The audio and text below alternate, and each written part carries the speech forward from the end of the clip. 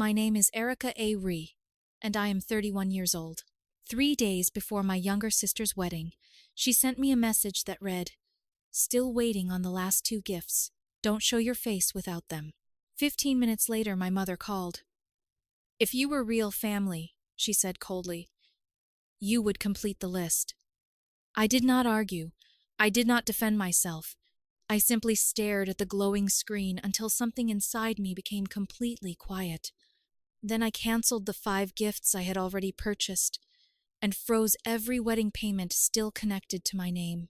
If Camille had thought for even a moment before sending that message, perhaps her wedding would not have unraveled. But she believed I would fall in line, as I always had. She never imagined I would be the person who pulled the foundation out from underneath her perfect day. 6 months earlier, I had agreed to help with the wedding. That word became a convenient disguise for financing almost everything. I paid the venue deposit, arranged the catering, hired the photographer, and handled calls Camille and her fiancé, Nolan, could not be bothered to return. I even booked them a 2-week honeymoon in Hawaii flights, resort suite, and private excursions included. I kept every receipt, but I did not keep score. I believed generosity was simply what sisters gave each other. Then Camille produced her gift list. There were 10 items. 5 were expensive but reasonable: an espresso machine, a robotic vacuum, matching robes, monogrammed glasses, and a luxury wine set. I bought all 5 within a week. The final 2 requests were a Rolex for Nolan and a new car for Camille. I assumed it was a joke. It was not. A watch and a car will elevate the aesthetic, Camille explained when I questioned her. "I'm not buying either of those." Her expression changed immediately. "Then I hope the venue deposit is refundable. I should have canceled everything that day." Instead, I told myself she was stressed and continued answering vendor emails. 2 weeks before the wedding, both families attended a small celebration. Camille stood and thanked Nolan's parents for making the dream possible. She never mentioned me. Not the venue, not the catering, not the photographer or honeymoon. Afterward, she pulled me aside and asked about the car again. "The answer is still no." "You work in Thur," she whispered. "You can afford it." "I have already spent more than enough." Nolan approached before she could respond. "Kind of wild," he said loudly, "that someone with tech money can't manage a car and a Rolex. What's the point of earning that much?" Several people laughed. Camille smiled as though he had said something charming. I looked around the room at relatives drinking champagne I had paid for, while the couple I was funding mocked me publicly. That night, I sat alone in my apartment with the venue contract open on my laptop. The cancellation terms were clear. I read them twice. Then I terminated the reservation and told the venue to keep the $2,000 deposit as my final gift. I froze the catering balance, canceled the remaining orders, and contacted every store handling Camille's presents. The honeymoon reservation came last. I did not cancel it yet. Some instinct told me to wait. When everything else was finished, I sent Camille one message. "Venue and catering are no longer covered. You will need to make other arrangements." Then I turned off my phone. When I switched it on the next morning, 29 missed calls filled the screen. The first voicemail contained Camille screaming over slamming doors. The second was Mom crying about betrayal. The third was Dad using his calmest voice. "You have made your point," he said. "Now, be reasonable. It is not too late to fix this." But I had not done it to prove a point. I had done it because I was finished. What none of them understood was that canceling the payments would expose more than their entitlement. It would expose the enormous lie Camille and Nolan had told his entire family. The 29 missed calls were only the beginning. By noon, my phone looked like a crisis hotline. Camille sent messages demanding that I restore the venue immediately.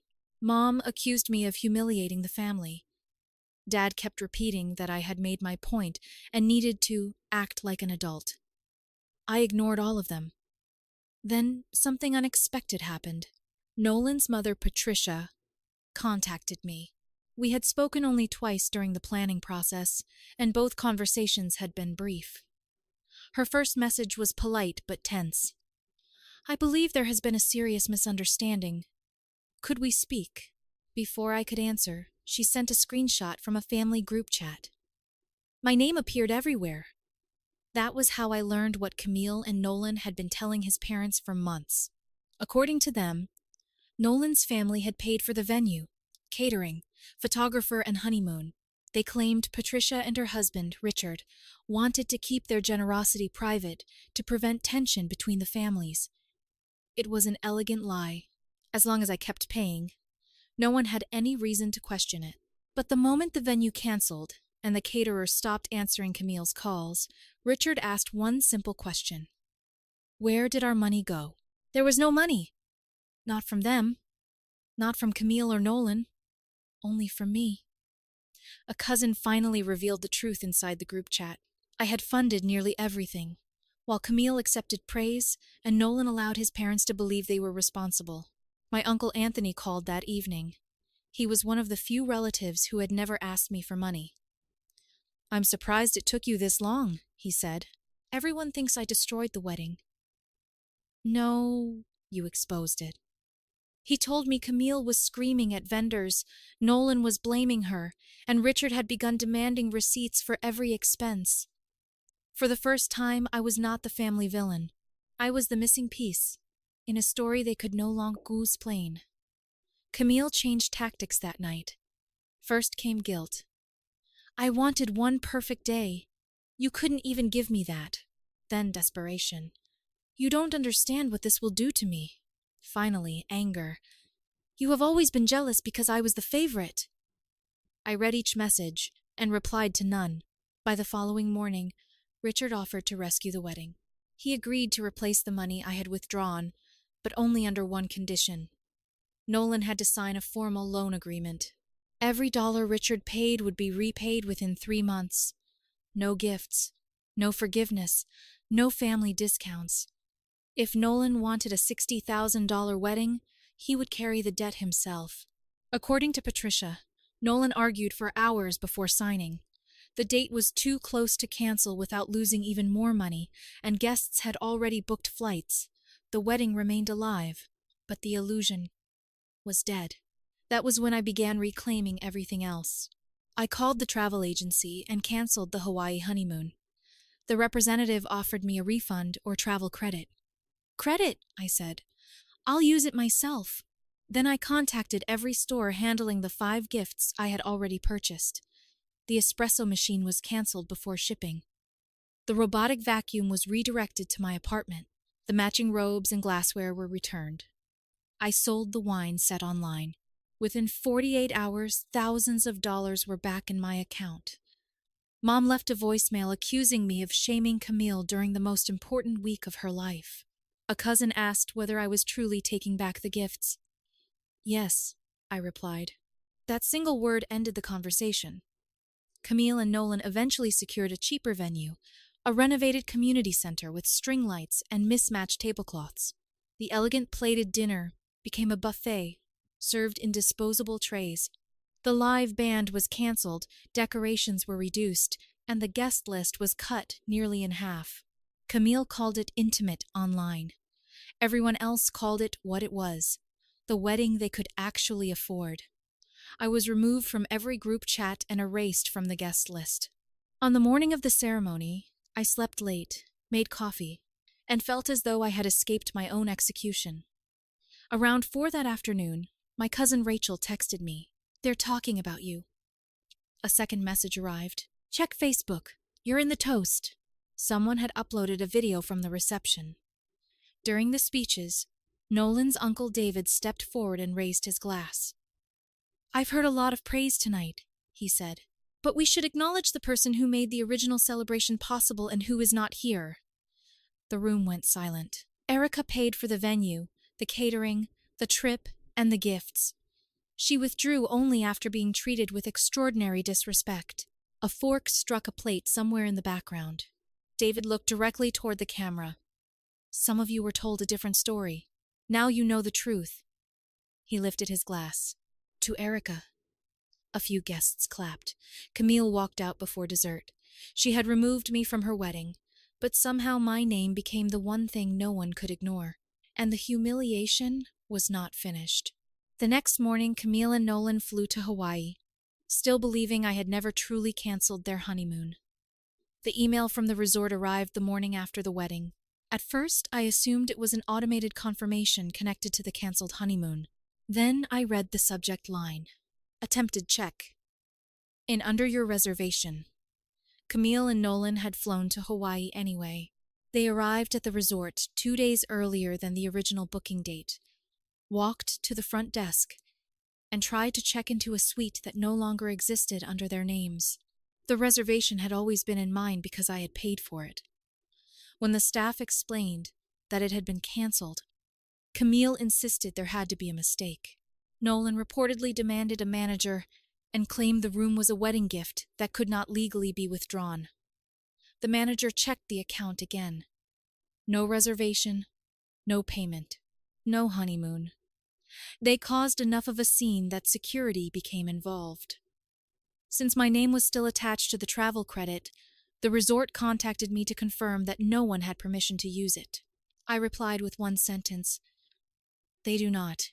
For months, Camille had treated every boundary I set as temporary. She believed that if she pushed hard enough, I would eventually surrender, even after I canceled the venue. Catering, gifts, and trip, she still boarded the plane expecting me to save her. That confidence finally cost her. 3 days later, Rachel sent me another message. She had attended the post-wedding brunch at my parents' house and secretly recorded part of the conversation.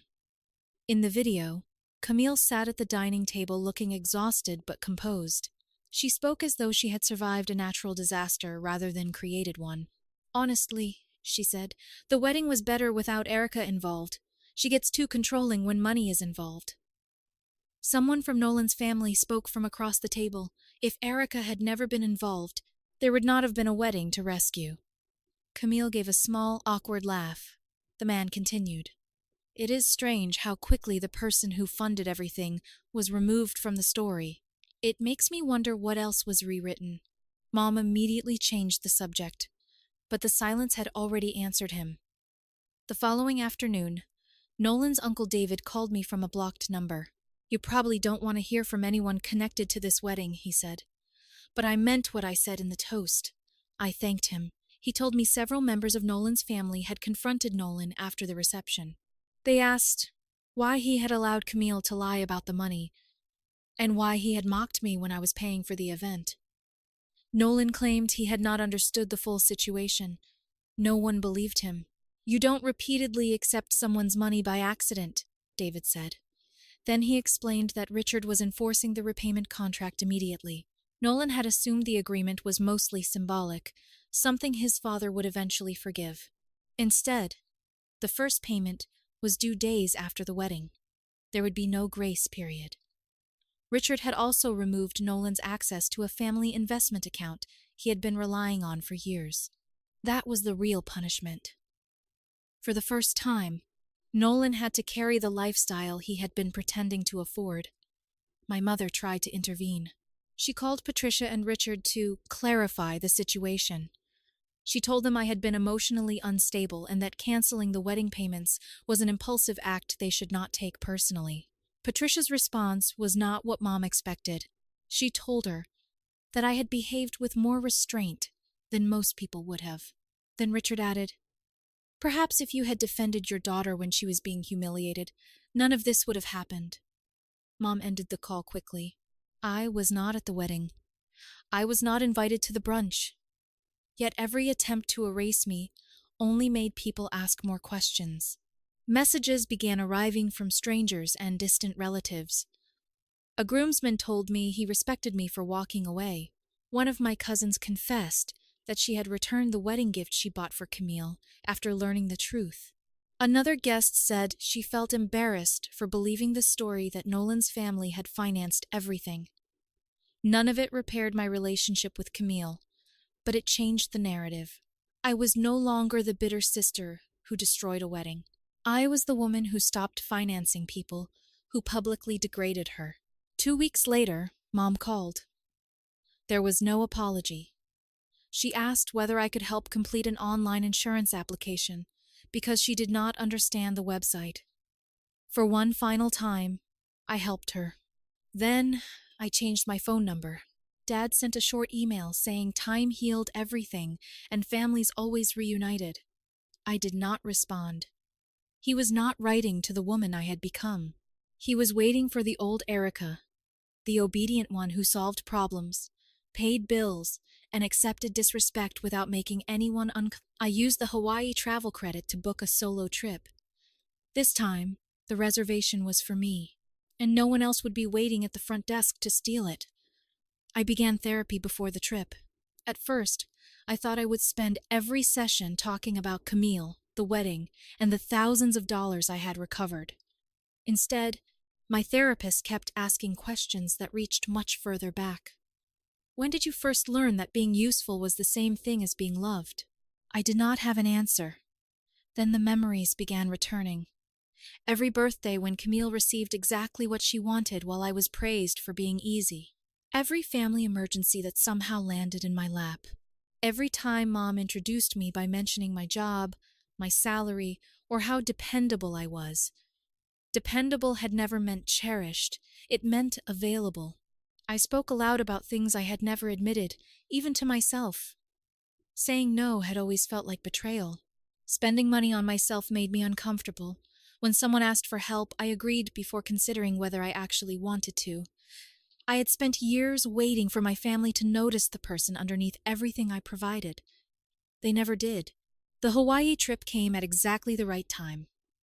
I left my phone on airplane mode from the moment I boarded the flight.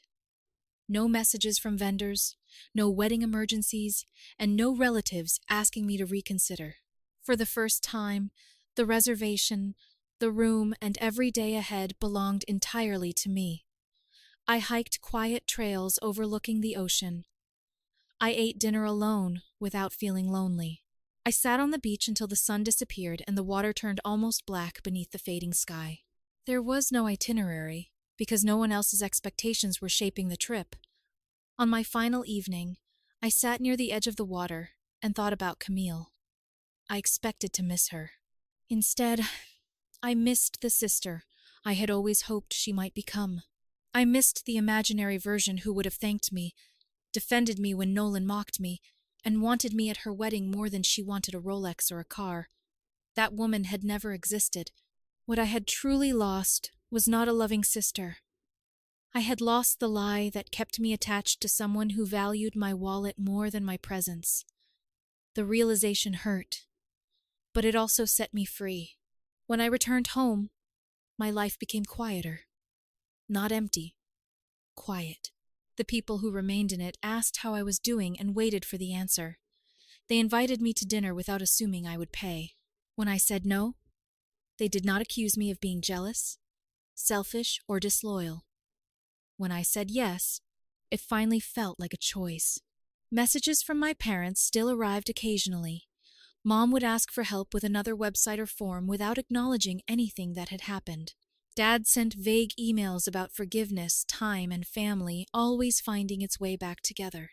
Neither of them apologized. Neither asked whether I was healing. They were not trying to reconnect with me. They were testing whether the old Erica was still available. Sometimes I ignored them. Sometimes I answered days later with one short sentence. I no longer rushed to prove I was a good daughter. Camille never contacted me. Not after the wedding. Not after the ruined honeymoon attempt.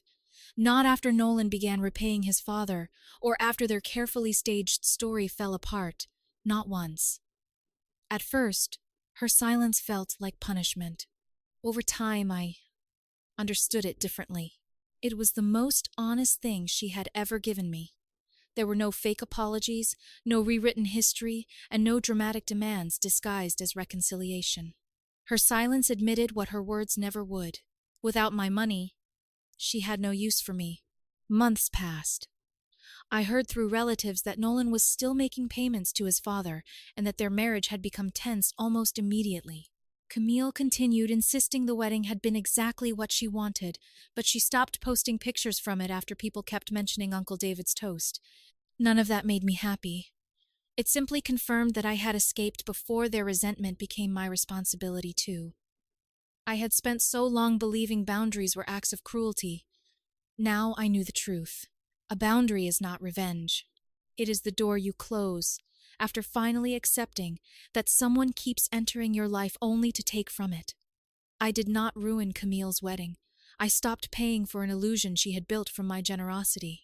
I did not abandon my family. I stopped abandoning myself to keep them comfortable. The wedding became a story they tried to rewrite, but the truth had already escaped. People knew who funded it. They knew who lied. They knew why I walked away. More importantly, I knew. My name is Erica A. Ree. I am no longer the silent sister, the emergency account, or the woman who proves her love by surrendering everything she earns. I am building a life where generosity is freely given, respect is required, and love never arrives with a shopping list. Camille wanted one perfect day. What I found instead was something far more valuable. Peace that belonged to me.